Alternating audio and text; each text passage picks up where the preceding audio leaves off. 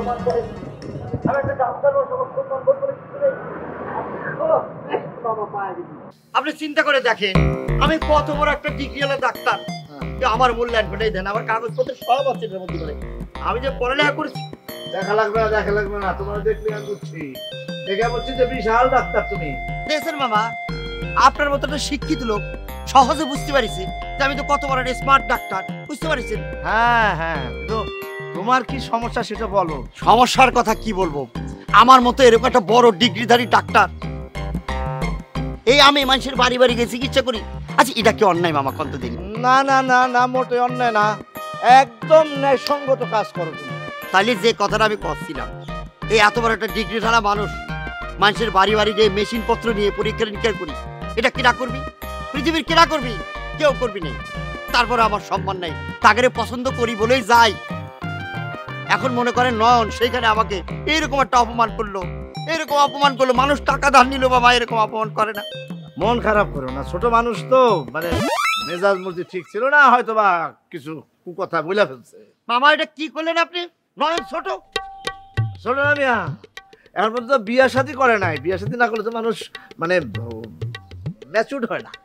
বুঝতে পারছি বাবা, নিজের ভাগনা তো মামা, খালি ওর প্রতি টান দেখাচ্ছেন। আমি এরকম একটা ডাক্তার, কত বড় ডিগ্রিধারী ডাক্তার, তার মান সম্মানের দিকে একবারও তাকালেন না আপনি। আহা, তুমি খামারে ভুল বুঝতেছো। যুবক ছেলে মানে একটু ভুল ভ্রান্তি তো হইতেই পারে, এত মন খারাপ করো না। কি যে বলবো মামা, আপনি এখনো নয়নের সাপোর্ট নিচ্ছেন।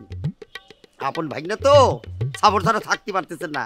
এই যে আমি এত বড় ডাক্তার, এই ডাক্তার যদি প্রতিদিন ওই বাড়িতে মেশিন পত্র নিয়ে না যেতাম, তাহলে ওখানে কি অবস্থা হইতো? আমি বাড়ির মধ্যে সব গুটা রাখি, তাহলে দেখবেন কোনটা রাত আর কোনটা দিন কেউ টের পাচ্ছে না, কখন দিন হচ্ছে কখন রাত হচ্ছে, চোখে তো কেউ দেখে না। তারপর আমার মূল্যায়ন নেই। আরে আমি বুঝতে পারছি ডাক্তার হিসাবে যে তোমার কি মূল্য সেটা আমি বুঝতে পারছি। আচ্ছা তুমি থাকো, আমি যাই, কাজ আছে। এ মামা, সমাধান করে দিয়ে গেলেন না? হ্যাঁ সমাধান? কিসের সমাধান? ওরে মামা, সারা রাত রামায়ণ করে সীতাকার বাপ।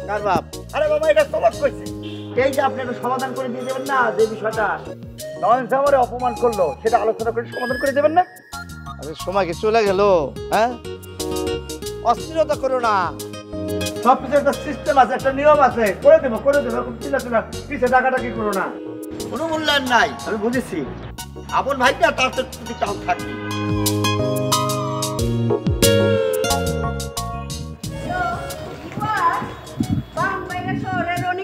সাধিত হয়েছে, আমি যার পরনায় খুশি হয়ে গেছি।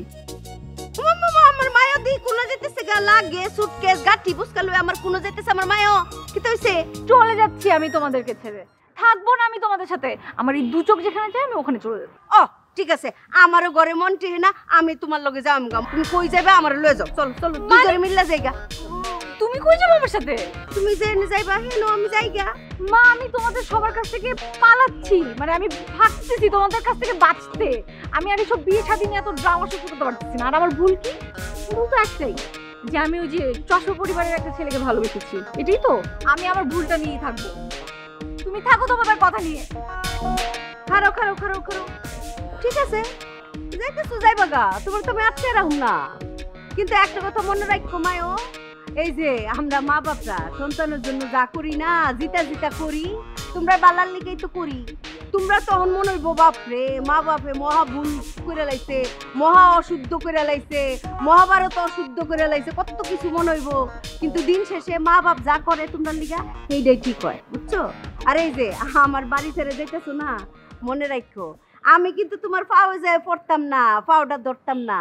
এই বাড়ির দরজা সারা জীবনের জন্য বন্ধ হয়ে যাবে, বুঝছো? যাও, কোনো যাইবা যাও, রাস্তাঘাটে ঘুরো, কোনো সমস্যা নাই, যাই।